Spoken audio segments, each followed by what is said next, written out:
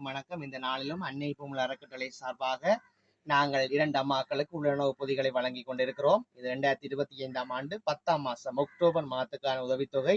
இதற்கு எமக்கு நிதி அளிக்கிறதான வினோசன் மற்றும் நிலா ஆகிய இருவருக்கு நம்முடைய மனமார்ந்த நன்றிகளை தெரிவித்துக் கொள்கிறோம். உண்மையிலே இந்த உதவி அம்மாவுக்கு பெரிய உதவியா இருக்கும் என்று நாங்கள் நம்புகிறோம். மீண்டும் ஒரு முறை வினோசன் மற்றும் நிலா ஆகிய இருவருக்கு நம்முடைய மனமார்ந்த நன்றிகளையும் வாழ்த்துக்களையும் தெரிவித்துக் கொள்ளுகின்றோம். நன்றி. அனைவருக்கும் வணக்கம். இந்த நாளிலும் நாங்கள் அன்னை பூமுல் அறக்கட்டளை சார்பாக 2 அம்மாக்களுக்கு மாதம் உலருணவு பொதிகளை வழங்கி கொண்டிருக்கிறோம்.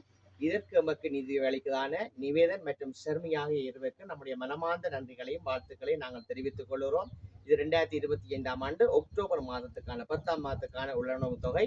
இது உண்மையில இவர்களுக்கு பெரிய உதவியா இருக்கும் என்று நம்புகிறோம். மீண்டும் ஒரு முறை அன்னை பூமுல் அறக்கட்டளை சார்பாக நிவேதன் மற்றும் ஷர்மி ஆகிய இருவருக்கு நம்முடைய மனமார்ந்த நன்றிகளை தெரிவித்துக் கொள்ளுகின்றோம். நன்றி.